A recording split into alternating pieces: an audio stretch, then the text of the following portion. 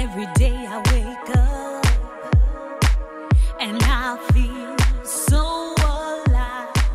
I think to myself. Hello, and welcome to another episode of the Cheeky Cauldron Podcast, where no topic is too spicy for the pot. I'm your girl, TT, and I'm here with my friends and co-host, Ani, and my Cherie. Well, last week, we got to chop it up with Mukhtar Muhammad and Howard Jabreen on, what were they here talking about? Polygamy. Yeah, I should have remembered that, okay? Well, this week, we're going to talk about another misunderstood topic, atheism. And ladies, welcome our cheeky guest. He is a self-described atheist. He's also a very sweet guy, and I'm proud to say my friend. Give it up for Adam Babbage. Yay! Welcome, Adam. Yeah, thank you for being here. Yeah. But I have to say that Adam has one of the toughest and one of the most least respected jobs in the world. Not just in this country, in the world. He is a teacher, and he's a little nerdy scientist. Big nerd. So, but before we talk about, this ungodly stuff, let's talk about something that I consider heaven. Sushi. Ooh. Anybody who knows me knows that my love of sushi runs deep, okay? So, let's get into it. My pick, of course, is Musashino Sushi Decoro. This Tokyo-style restaurant is the origin story for many, many of Austin's superstar sushi chefs. I bet y'all didn't know that, did y'all? No. Musashino, yeah. Musashino first opens its doors in 1993 off of Mopac and Greystone underneath one of Austin's premier restaurants, Chinatown. That's a Austin staple. They used to have 2 locations, but one closed down. But that's neither here nor there because we're talking about Musashinos, okay? And now it is located as of a year ago. It is located in the Gabriel campus or complex off of 2905 San Gabriel in the West Campus. All right. Now, some of these sushi powerhouses, y'all want to know who they are? Yeah. Please. None other than Tyson Cole of High Hospitality.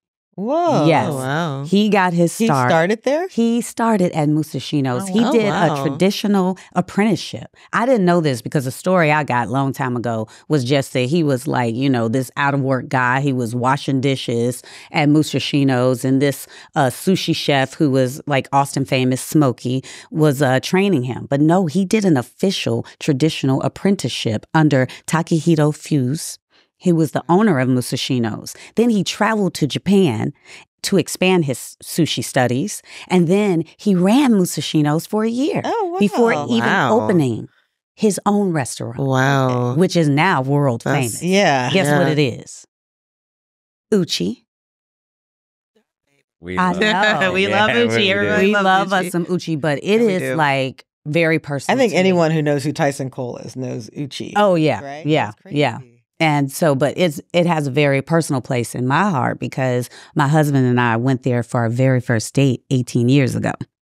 Yes. So now some of these other superstars, there are quite a few. Have y'all ever heard of Fukimoto's? That's a that's a sushi restaurant off of I think it's off of 5th. And but it was opened by Kazu Fukimoto, and that was opened in 2015, and he used to work at Musashino's. Well, we got some other stars. Y'all heard of Tatsuya?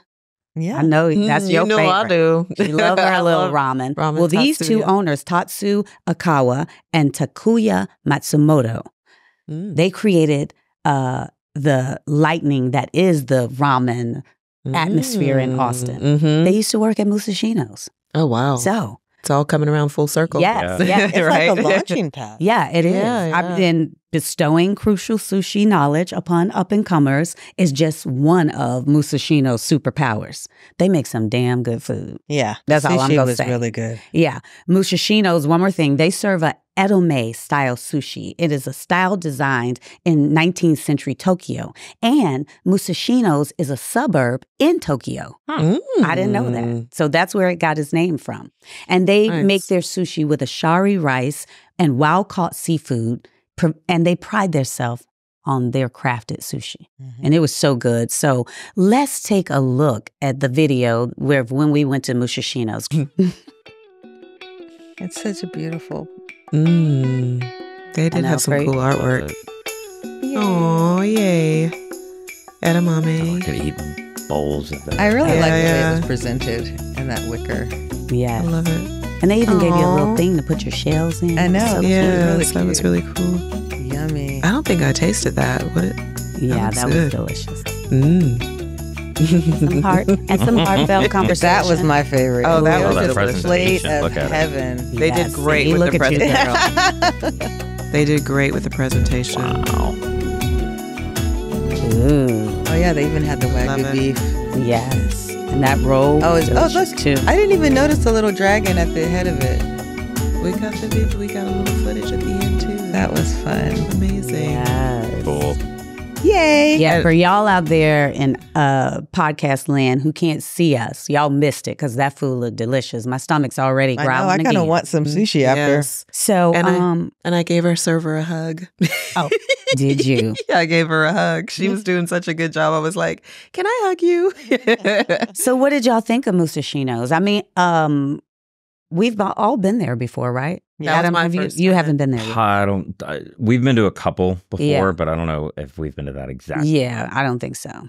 I've been to that one before, Mm-hmm. and we went on a holiday, and it was late, and I did not have the most amazing experience like I was told I would have. But when we went this time, oh my goodness, it totally lived up to the hype. Yeah. Like the fish was so fresh and delicious, and I felt good after I ate. Nice. You know, sometimes you Yeah. eat in restaurants and you feel kind of, even though it tasted good.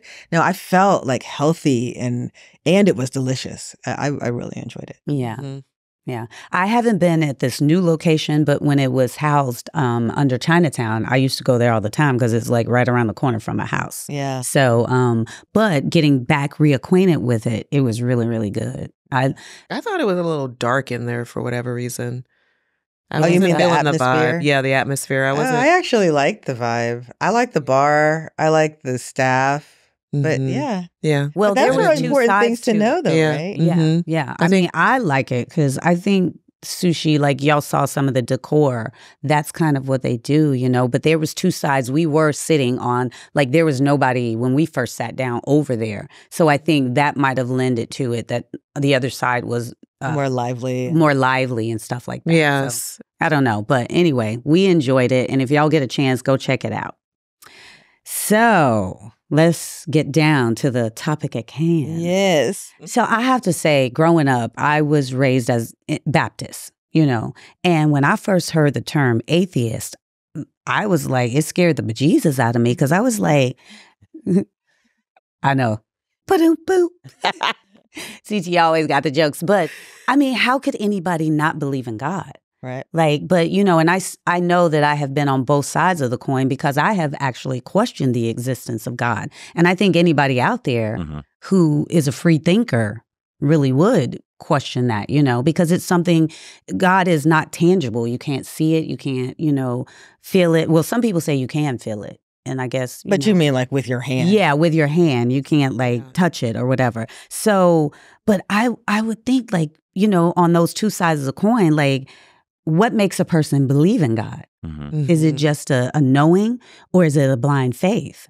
But then on the other side of the coin, if you're raised in, you know, a church or something like that, what makes a person not believe in God? Like, how can you not believe in God? And, you know, does being an atheist make you a bad person? And I mean, Something to think about. Yeah, that's something to think about. But my answer would be no immediately. Yeah. But go on. yeah, I mean, because you got a brain, but, you know. And if it's so bad, then why are so many people doing it? Like, okay, y'all listen to these statistics. According to sociologists Ariella Kaiser and Joaquim Navarro Rivera's review of numerous global studies on atheism, there are 450 to 500 million atheists worldwide. Oh, wow. With China being the biggest population of that demographic. They come in at a whopping 200 million. Wow. Yes. Wow. I don't know that. But then let's just talk about the U.S. because that's where we live. That's where we, you know, with 342 million people in the U.S., that's the population, 28% of people identify as atheists or religiously unaffiliated, describing themselves as atheist, agnostic, or simply nothing in particular when asked about their belief in God.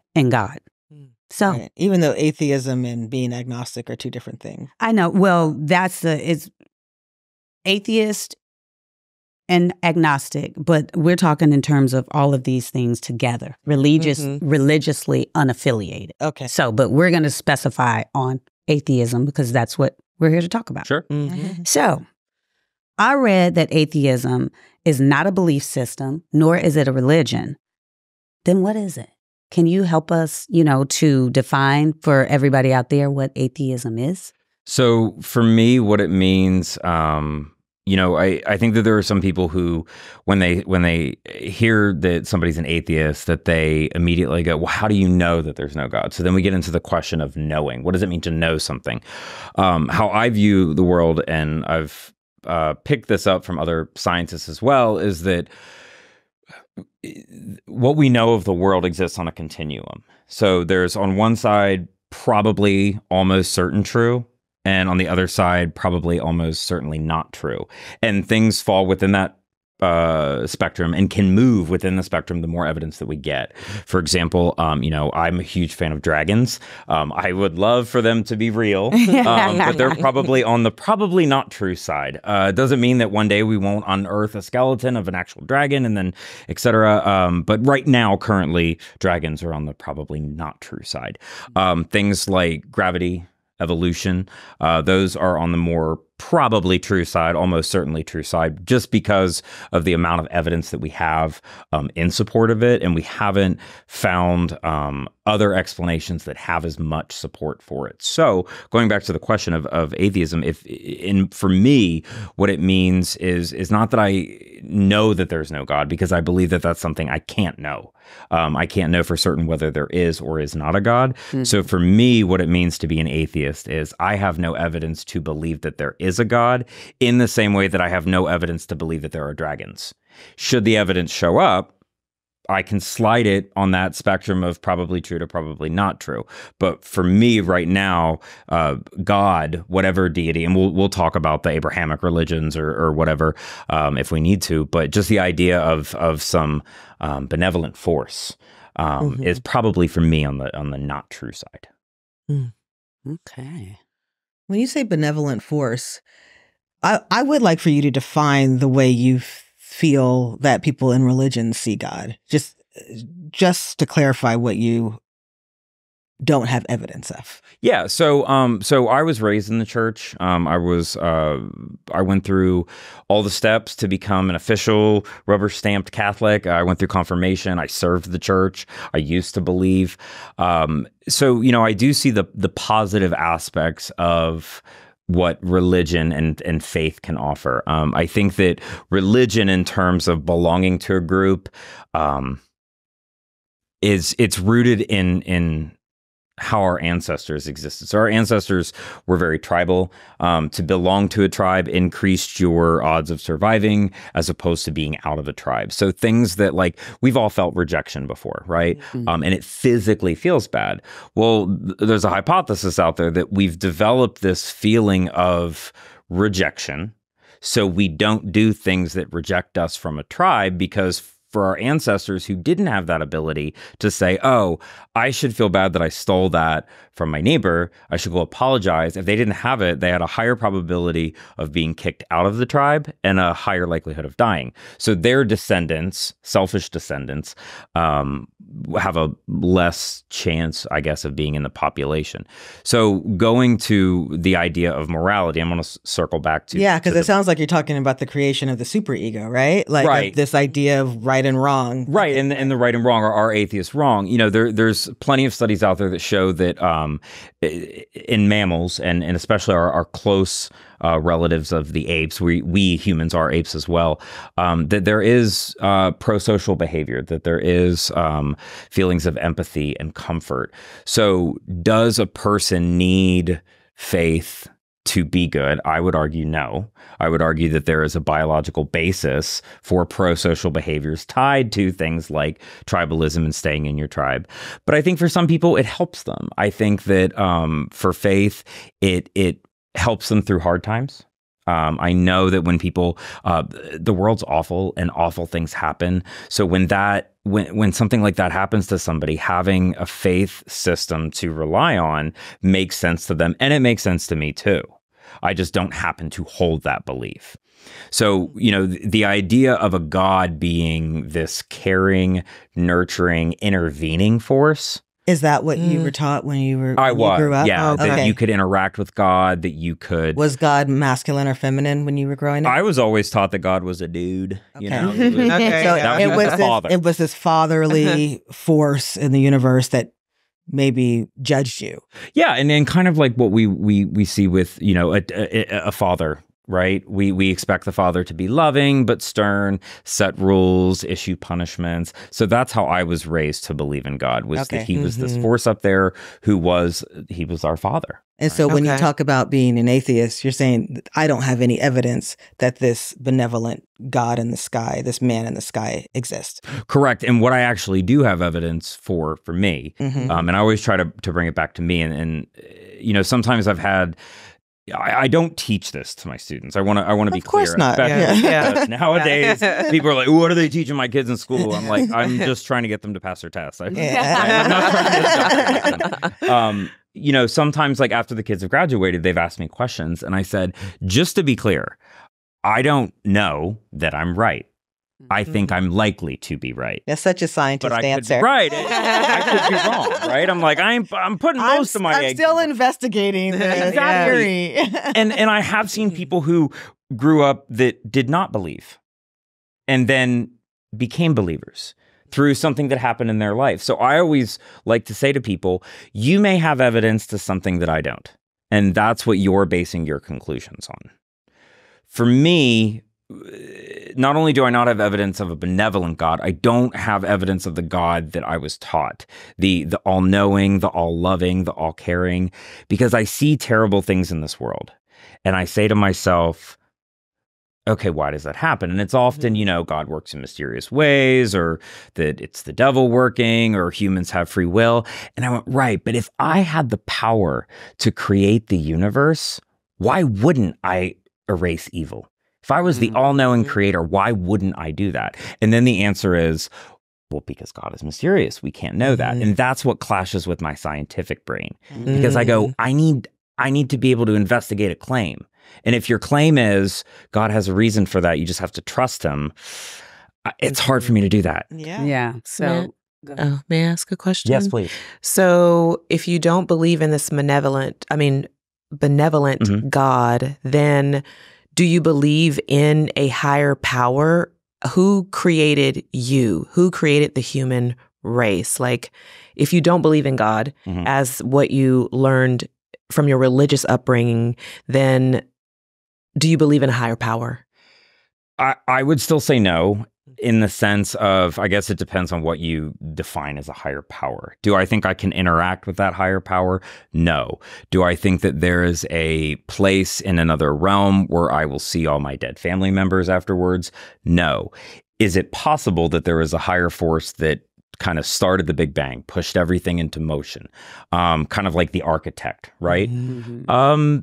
Yeah, I mean, again, it's possible, but really what also kind of pulls me away from an argument like that is, okay, let's say that there is an all-powerful creator. Which one? Right now, the Abrahamic religions and I think I'm pronouncing that right, Christians, Jews, Muslims, they're the dominant religions, right? But there have been hundreds of other religions and hundreds of other gods. So why this God? How do we know that this is the one that's a creator? Especially when we're basing laws off of it. And that's kind of my type moment where I'm like, I fully support you believing, worshiping, being with other people who believe in worship as you. But we're not even sure that there is a God, let alone that it's this God if there is one. So why are we basing laws off of this particular God when we're not even sure that he exists, he or she exists? So again, could there be an all-powerful creator? Of course. But based off of what I've followed and studied in science is there's not a need for it. Like if I mix vinegar and baking soda, it's going to bubble. Right? Whether God is present or not, it's going to bubble every time I do it. So for me, it's like there's not a necessity of God. In your life. In my life. Again, everything that I'm saying here is based off of me. Yeah. I'm interested in learning more about this Big Bang theory of evolution that you believe in, but I know you got to get there. Let's talk about that a little bit. That gets I know you got to get there. cosmology and a lot higher level physics than I understand. I'm more of the biology side, but yeah. Because I want to take it back to, that's the good thing about life is that we have freedom of choice, freedom of will. And like you said, somebody who you knew that used to didn't believe, they changed their mind and now they believe. So let's take it back to you because you were raised in the church and like you said, you served, but then at some point you said, I'm changing my mind. So what brought you to that, to where was it you becoming a scientist and then understanding this thing, or what brought you to, I no longer believe? I feel like it did kind of happen. So part of the Catholic faith is we have to basically and Sunday school, right? But we have CCD, which is like education of Catholicism, starts in the 6th grade, goes all the way up through high school. So I would be attending those classes, but then I would also be involved in the church and I would go to Sunday school afterwards. And I remember that there were times where I would ask questions and they'd provide an answer. And I'd go, oh, interesting. Well, what about this? They'd provide an answer and I would get further and I would eventually get to the point where they'd go, you just have to trust. And I had a huge red flag for some reason, because as a scientist, if somebody claims that they've found evidence of life on Mars or, when I was growing up, I used to believe, and this is me. I used to believe in psychic powers, that I could move objects with my mind, that I could see into the future. Again, it got to the idea of, okay, well, if I can't test this claim, if I just have to trust somebody, then what can they make me do if it's just based on trust? If I can't get an answer myself. Now, people will go, well, are you testing every claim in your biology textbooks? No, because I don't have millions of dollars in technology to do it, but I could. So someone has. Yes. Or else it wouldn't have been. It wasn't you, but it wasn't me, but I could. And like y'all said at the beginning, when you said, they've felt the presence of God. If somebody says, God spoke to me last night and he told me to do X, I don't have a way to falsify that. I have to take them at their word. So I guess I was becoming a scientist then, even though I hadn't been traditionally trained as a scientist. I was curious and I said, wait a minute, why can't I ask questions about this? If this is such a powerful piece of my life, shouldn't I be able to get answers? And if the final answer is you just got to trust me, they was probably sick of you. They was probably like, they were. Ask one more question. Well, and I was a lecturer for the church. They were like, just go read. Just go read. Well, and it is kind of the problem with organized religion, right? That there is this dogma that is sort of force-fed down innocent children's minds. And instead of being encouraged to be an independent thinker, we're encouraged to go with what the man or the woman in front of behind the pulpit says. Exactly. Right? And so it's interesting for me, my mother was you. She went to her I don't know what religion they were. I guess they were Catholics. So went to the priest and asked questions. Same thing. She was like, what do you mean you don't have an answer? She was like, things are contradicting themselves in this book, right? She was a nerd. Yeah. Woo. Yeah. So she went on a quest for religion and she tried on different religions. She never became an atheist, but she was confused. And so when I came along, talk about the ability to think for yourself. I asked her I was like, why don't we go to church? What? And she was like, sweetheart, that shelf right there is all of the books on religion that I've collected. You read all those books and come back and tell me who God is. Right. Right? So I went through a period of time where I was atheist.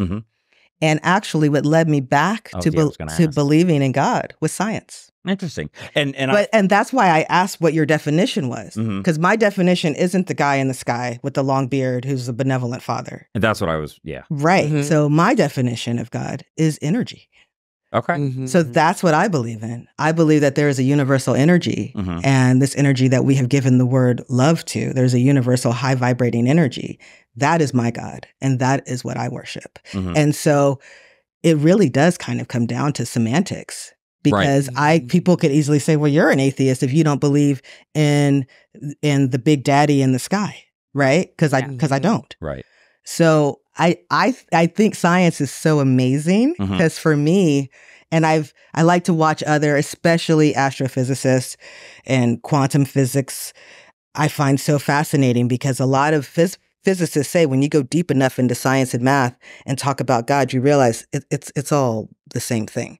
And I've when I reach a moment when I'm teaching and I have students of faith in class, and I can see that their gears start to turn about, wait a minute, I'm like, and I tell this to my students. This is what I do say to them. I say that science and whatever belief system you have don't negate each other. They can complement each other. And like you said, whether it's understanding or listening to astrophysicists talk about what's going on at the quantum level, or believing in the big daddy in the sky and saying, oh, yes, I understand plant biology, but this is how he did it.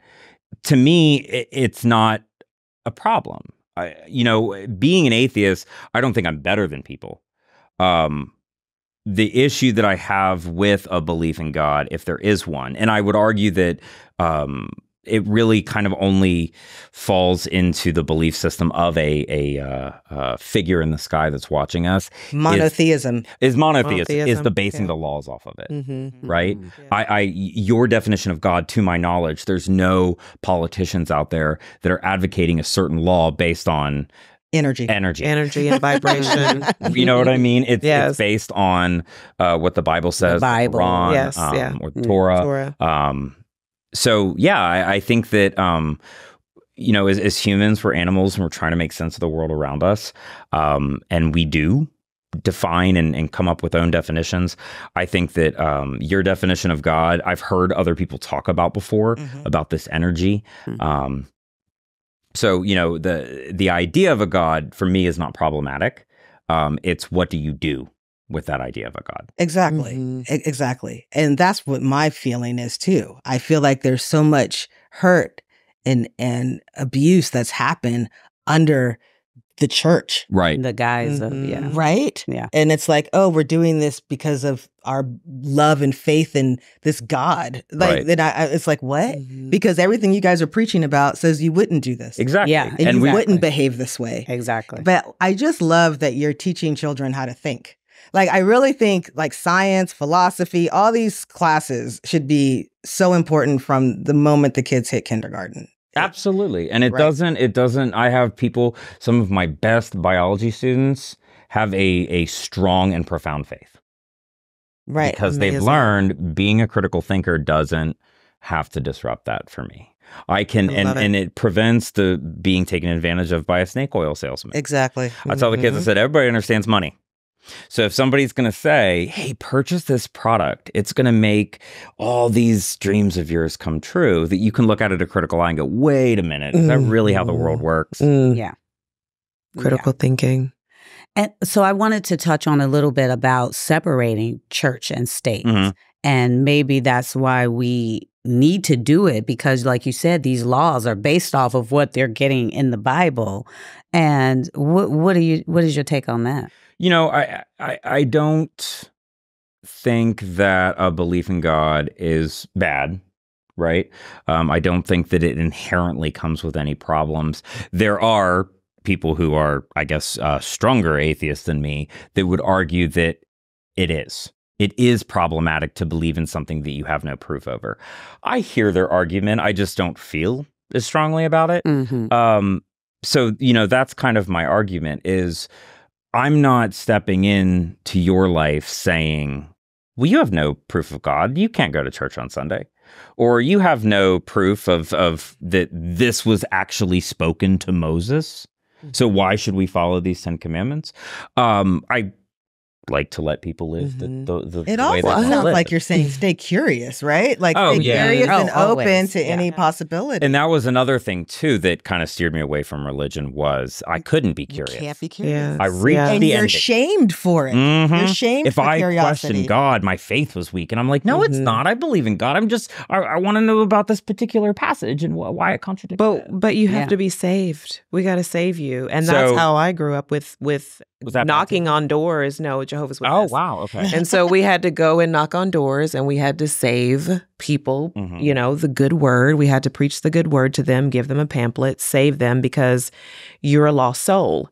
And so just because you have a certain belief system that is different from what someone else believes who's in a religion, that doesn't make you a bad person. It just means that you're a critical thinker and you're living your life outside the box. It doesn't have to be a certain way. Right. And so I feel like the problem with religion and church and state is we're not respecting each other's boundaries when it comes to what we believe in and our core values. Yeah. They don't have to match up. We all just have to respect each other. That's such a good point. Yeah. No, my core belief is when we die, that's it. This is a one-act show, right? Other people don't believe that. And I would never want to take that away from them.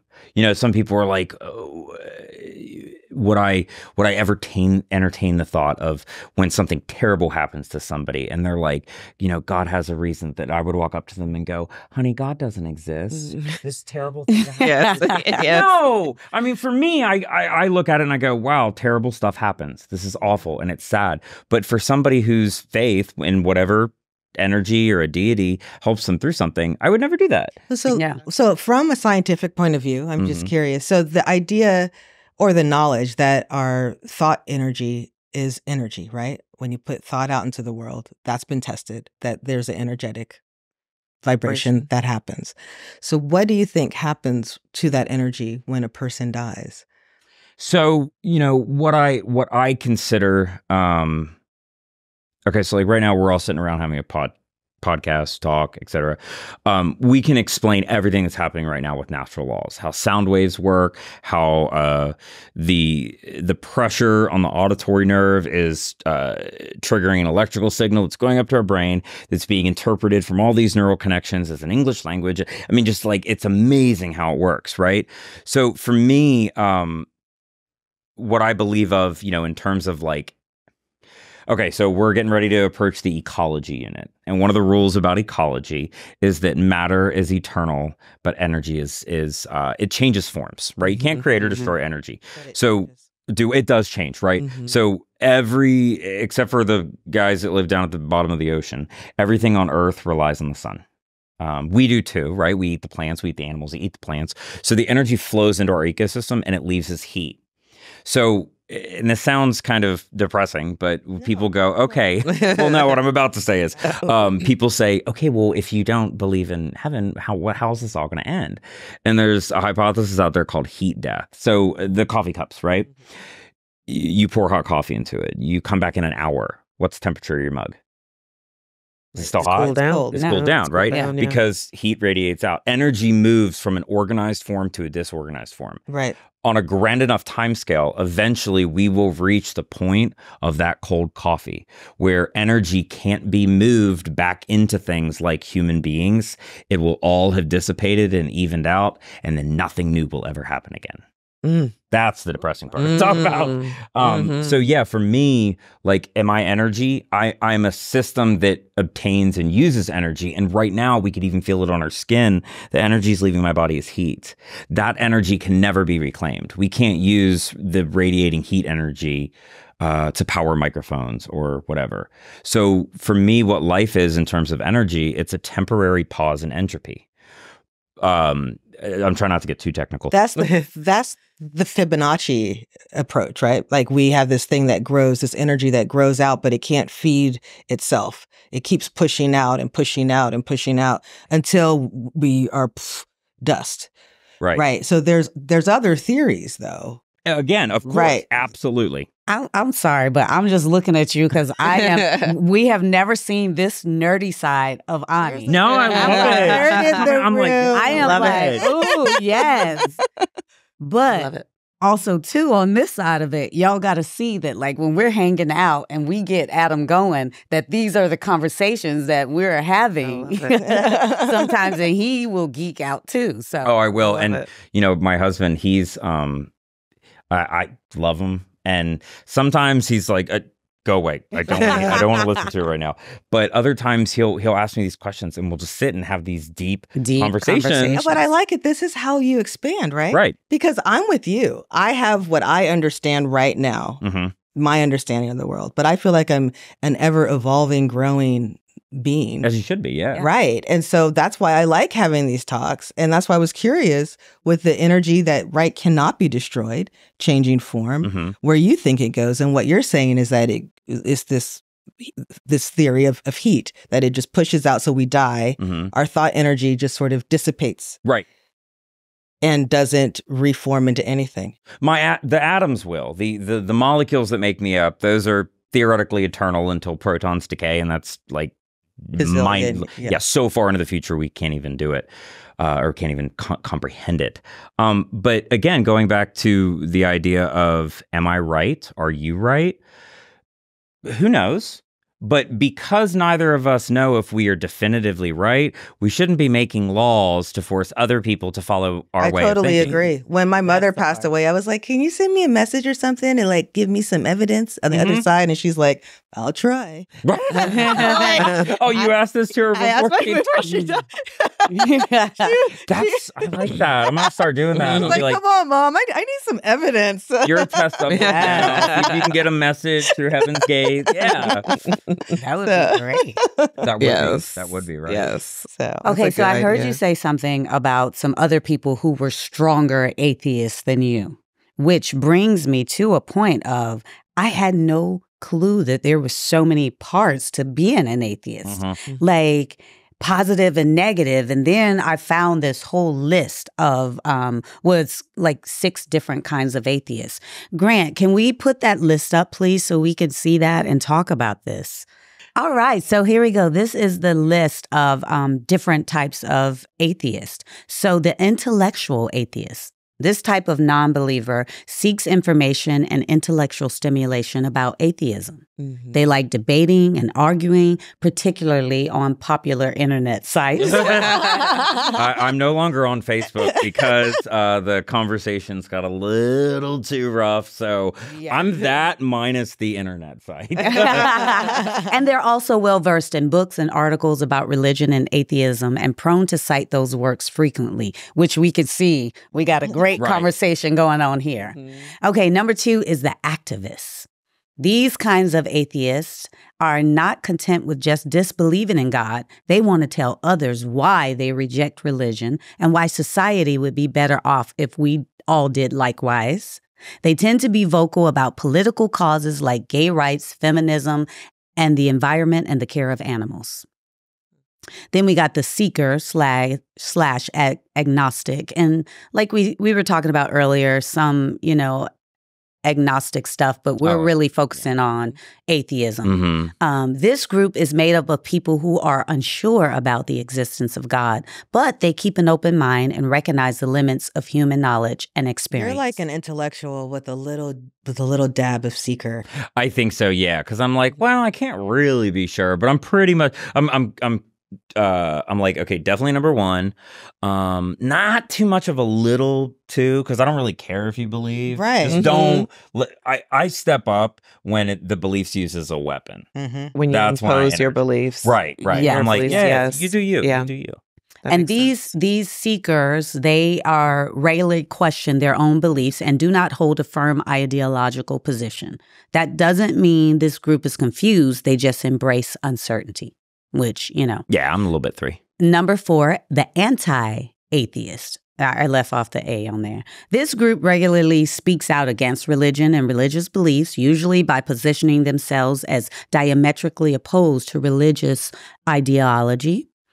Anti-atheist. No, it's anti-theist. Anti-theist, is it? I just, Yeah. I was up making this list real late at night, y'all, and I was like brain Against dead. God. So I thought I was doing something that I left off the A. Yeah, So, it's an anti-theists That's right. view religion as ignorance and see any individual or institution associated with it as backwards and socially detrimental. The anti-theist has a clear and, in their view, superior understanding of the limitations and danger of religions. And that's something you were kind of talking about earlier, that you didn't see yourself as superior. No, I see their argument. I do see that that there is a danger in believing things based on faith. I personally do not rise to that level. Okay. Mm-hmm. And these anti-theists are outspoken, devoted, and at times confrontational about their disbelief. They believe that obvious fallacies in religion and belief should be aggressively addressed in some form or another. Oh, I'm glad I haven't run into any of them. Well, no, and that's what you said earlier about coexisting. Yeah. I don't believe that, I hear that argument, but I don't agree with that argument. And that's okay. That's okay. That when y'all were talking about it, that reminded me of like a lot of people, when you have a belief and feel like you know something to be true, we just all want to be right. Sure. Everybody wants to be right. Nobody wants to understand the other person's belief or their religion or whatever it is. That's the crux of couples counseling. Yeah. It is. No, it is. Yeah. It is. Well, I don't know, because I think if Relationships. I went to counseling, I heard something one time. They said, do you want to be right or do you want to get what you want? And I'm always the person, I want to get what I want. I don't necessarily have to that's be what I'm saying. That's why people go to couples counseling, because they have what you just said. yeah. And so you go there to learn, like, oh, I need to be open-minded. Yeah. And Yes. consider the other side. Well, I'm just talking about who I am. Okay, so the non-theists. The smallest group among the 6 are the non-theist, people who do not involve themselves with either religion or anti-religion. This is probably me. They simply do not believe, and in the same right, their absence of faith means the absence of anything religion in any form from their mental space. And then the last one is the ritual atheist. They don't believe in God, they don't associate with religion, and they tend to believe there is no afterlife. But the 6th type of non-believer still finds useful the teachings of some religious tradition. Oh, that sounds like it kind of like... Yeah. 1, a 3, a 6, and only a 4 out of necessity. Yeah. And I mean, that was going to be my next I love question, it. but we kind of hashed it out during it, was what was your classification? And we got it. Yeah. So, I love it. That was really cool. yeah, I really found that interesting. I didn't even realize the classifications. I could see elements of myself in some and definitely not others. But yeah, that was really interesting. Yeah, yeah. So we found out, because that was another of my questions, that you switched over to being an atheist. And when did you realize that you were like a scientist? Was it still when you were young, while you were in Catholicism? Yeah, I mean, when I was a kid, I would such a nerd. I would steal my mom's houseplants and take them up to my room and give them different levels of water and put them in different amounts of sunlight to see how it would change. So I've always been this very curious individual.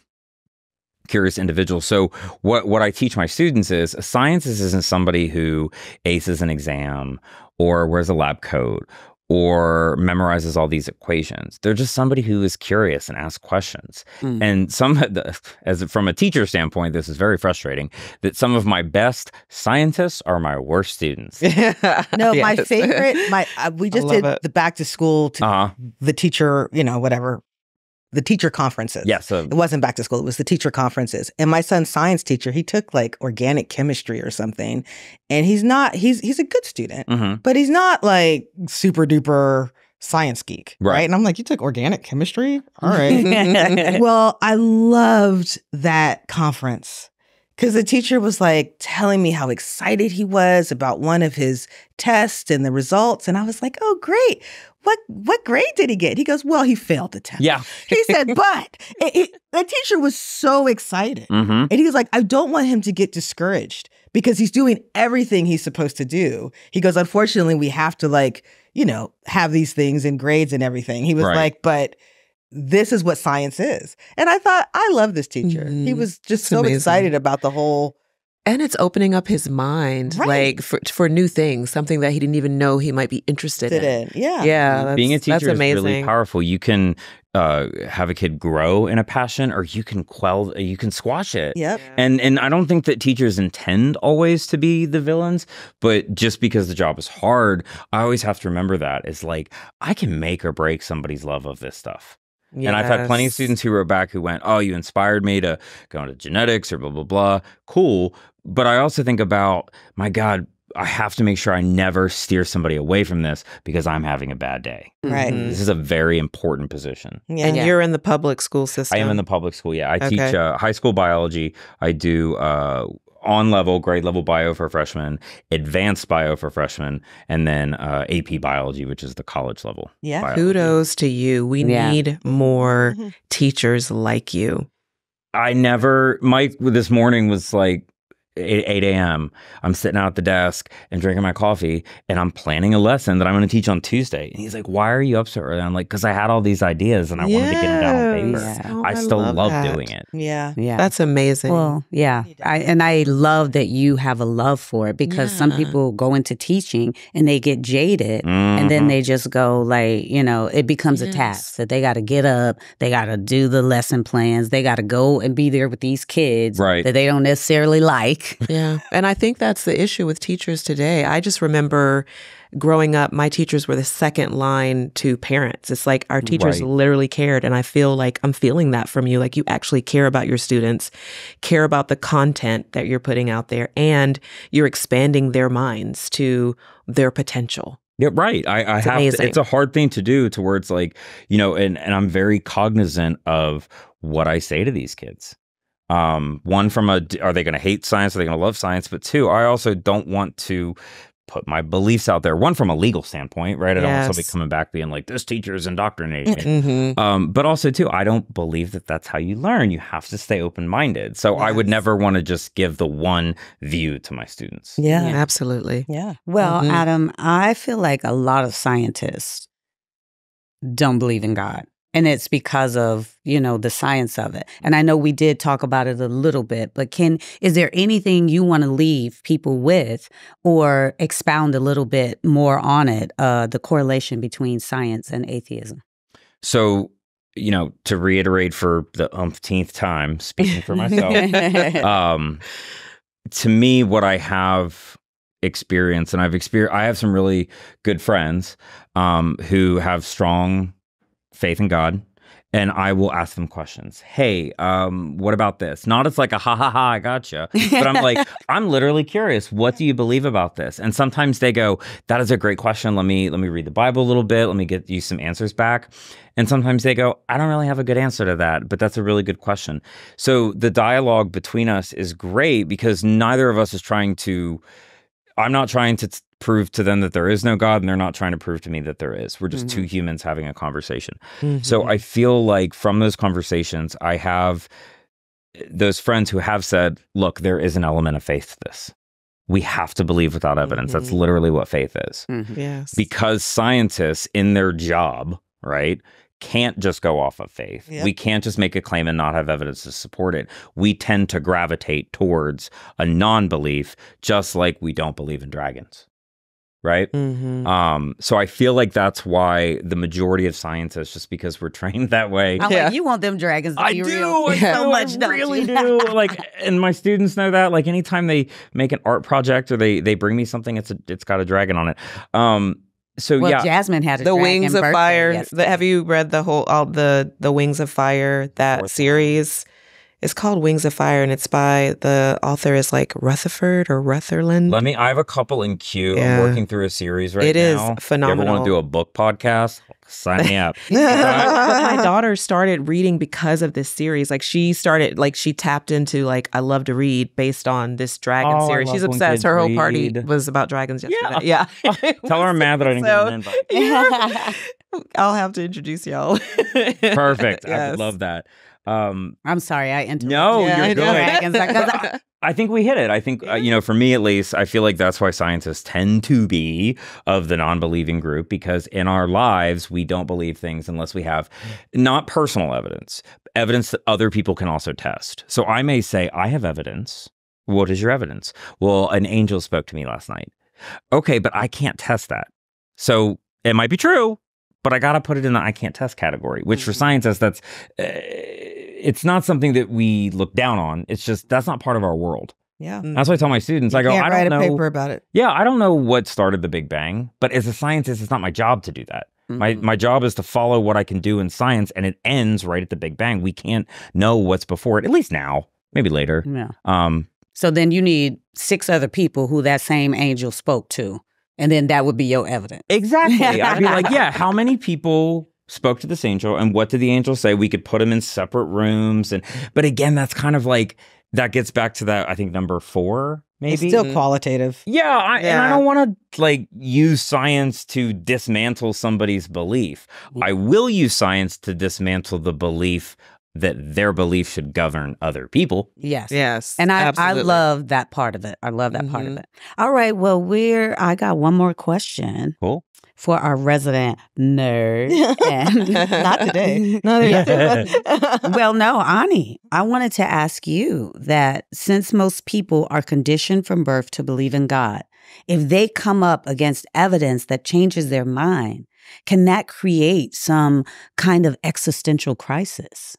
Yeah, absolutely. I mean, there's 3 different kinds of existential crisis. There's the supernatural, which is what we're talking about. There's the intrapsychic, which is internal belief, and then the interpsychic, which is your belief with your community and peers, right? So what we're talking about is this supernatural existential crisis. And there's this guy named Saint John of the Cross, this poet who came up with the Dark Night of the Soul. Have you guys heard of this? No, it sounds interesting. Yeah, so the Dark Night of the Soul is this idea that we have a spiritual evolution. And through the spiritual evolution, we get really depressed and dark and sad and confused before it happens. So existential crisis and Dark Night of the Soul kind of go hand in hand. The Dark Night of the Soul can kick off the existential crisis, because then you can start asking about everything. Are my parents idiots? Like, and then you can, or the existential crisis, are my parents idiots? Start questioning everything, can lead you to Dark Night of the Soul. Both of these are terms that we use in the psychological community for people that, yes, absolutely. If your understanding of why you exist and your reason for being here is suddenly disproven, then you have to find your grounding. And it could be in science. It could be as an atheist. It could be that you find a new religion. You could go to spirituality. You could believe in the energy theory, right? Like you find something. One quick thing, there was a Hare Krishna who was basically getting deprogrammed. And it was on the second day that he learned about something in the text that wasn't true, the way it was written. It says something about when you find God, nothing like no candlelight or fire or electricity will illuminate. Well, there was no electricity when this text was supposed to be written. So the guy deprogramming him was like, well, look, why does it say electricity here? And on the second day, the guy getting deprogrammed went into crisis. Like he went into deep depression. He was so confused. He had been a hard Krishna, and now he's like, I wasn't even taught to question it because it was blasphemy, right? And so, yes, absolutely. What's great, though, is you come out on the other side, and it's part of the human condition, and I think it's wonderful. There was a study done on a college campus. 75% of the kids on the campus would have loved to have been your student because they were in a process of questioning God and questioning their spiritual beliefs. But they were on a college campus being taught to think. Yeah, they're probably forced to take some philosophy class. Right. And open up their mind to thinking. We don't know how it's going to wash out. They might all still end up in church, you know, but the idea that they're thinking independently is exciting. Oh, wow. Well, I just, something you said, I thought about it and I'm like, but is being an atheist still believing in something? It's almost like we have to have something to I think it's in. believing in the scientific process. Yeah, I mean, I've heard, you know, I guess when I try to classify myself, I guess I would say I'm spiritual. And what I mean by that is I feel connected to literally everything around me. Not in any way that I can like, I can't communicate with that plant or, you know, as much as I love my dog, I know that he's probably just responding to the oxytocin being released in his brain when he sees me. But at the same time, I know that that plant and my dog and everything else, they're my distant cousins. If what I and a large portion of the scientific community believe about the connectedness of life through evolution, that's what makes me appreciate and grounds me as a citizen of this dynasty. And, you know, not speaking against any belief, I can tell this to my students. The DNA that exists inside of our body is part of a chemical reaction that's been going on for 3.5 billion years and has never stopped, or we wouldn't be here. So we're descendants of this grand, you know, kingdom of life. And that's really cool. And I never get tired of like driving and I look at a tree and I'm like, holy crap, that thing is built out of liquid and gas and it's solid now. It's an alchemist. So I am amazed and connected to the world, even though I don't follow the guy in the sky system that I was raised on. So yeah. I call that like the love vibration. So I feel like love is my religion. And even though I believe that there is a higher power and I believe in the quantum realm, like everything that you're saying, there's no fear in you. Like I feel like your beliefs, even though you grew up the way you grew up, there's no fear around it. It's like you believe in like this frequency of love. With everything that you're saying, it's like, wow, look at this, wow, look at that. And your mind is really expanded. So I think that's amazing because a lot of times everything in religion is based on how you can, this programming of fear. And it's programming of fear. Yes. And you know, you're not worried about hell. You're not worried about being destroyed. You're not worried about your family disowning you. You're just living your most authentic life. And I can be sad. Yes. I'll be sad when my parents die, you know? Yeah. If Mike goes before me, I'll be sad when Mike dies. Sadness is not the same thing as fear for me. I think some people can conflate the two. I think it's okay to be sad, but I also understand that I'm like, this is what life is. Yeah. We all live to die. Right. It's a temporary, and why not enjoy it while we're here? Absolutely. Who knows? Maybe there is a part 2 to this. Yes. But I know that there's a part 1, and I really want to enjoy it right now. Are you going to be die shocked? before me? Will you send me some evidence? I was, but we got to make it scientific. So you tell me what I have to say. Okay, count as I will. evidence. We'll talk after this is over. Deal. And I was going to say, are you going to be shocked as shit if you get to part 2? Are you going to wake up and be like, what the hell? So it's funny. People say that. They go, what if you're wrong? And I go, all right, so let's entertain this possibility. I am wrong, right? And that there is a God. If I get there and he goes, of the 700 gods to believe in, you didn't pick the right one, I don't necessarily know if I'd want to go there. You know what I mean? I look around and I'm like, okay, you had all this power and you didn't do anything, so you stay up there. I'm gonna go explore the other realm. But you know, no, honestly, if there is a place for all of us to go, I think that deep down humans are good. I think that we are good people and we make mistakes. And so even if you don't go to the right building on the right day and recite the right song or hymn, if there is a creator up there, he'd be like, nah, you're a pretty cool dude. Come on in. Oh my God. That is such a beautiful message to leave y'all on. Absolutely. Yes. I feel, I just got goosebumps. I've been getting goosebumps this whole episode. This whole episode? Yeah. All right. Well, thank you so much, Adam, for being This has been here. an absolute honor. It has been. And please come back. Oh my God, yeah. Yes. I would say we usually ask our guests, where can people find you? But you're not on Facebook, so No, you not don't want anymore. them to find you. All right, well, y'all, that is it for this episode of The Cheeky Cauldron. We are going to be back next week with return guests, Mukhtar Muhammad and Hawwa Jibrin, and we are going to be demystifying Islam. Y'all make sure y'all come back, all right?